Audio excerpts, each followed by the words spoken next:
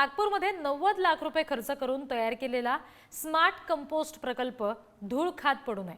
2020ला कचऱ्यावर प्रक्रिया करण्यासाठी हा प्रकल्प उभारला, मात्र सार्वजनिक बांधकाम विभागाच्या उदासीनतेमुळे आता प्रकल्प धूळ खात आहे। गेल्या 3 वर्षापासून स्मार्ट कंपोस्ट प्रकल्प बंद आहे।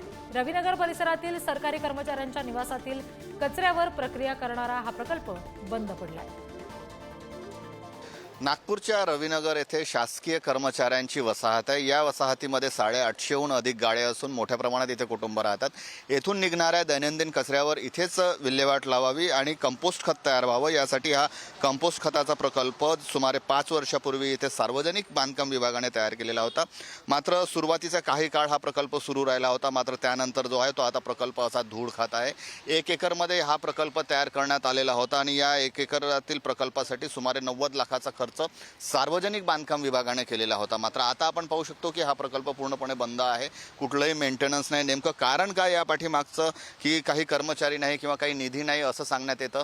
मात्र हा प्रकल्प जो आहे तो या वसाहतीतील नागरिकांसाठी फायदेशीर होता, उपयुक्त होता, कारण शहरातील कचऱ्याची विल्हेवाट लावण्याची जबाबदारी आहे ती महानगरपालिकेवर आहे। मात्र सार्वजनिक बांधकाम विभागाने पुढाकार घेत हा प्रकल्प सुरू केलेला होता। इथल्या निघणाऱ्या कचऱ्यावर इथेच विल्हेवाट व्हावी आणि कंपोस्ट खत तयार व्हावं, हा त्या पाठीमागचा हेतू होता। मात्र गेल्या 3 ते 4 वर्षापासून हा प्रकल्प असाच धुळकात पडलेला आहे। पुन्हा हा प्रकल्प सुरू करण्यात यावा अशीही मागणी येथील नागरिकांची आहे। त्यामुळे नेमकं आता सार्वजनिक बांधकाम विभाग काय भूमिका घेतं, पुन्हा हा प्रकल्प सुरू करतो की काय, याकडे सर्वांचं लक्ष लागलेलं असेल।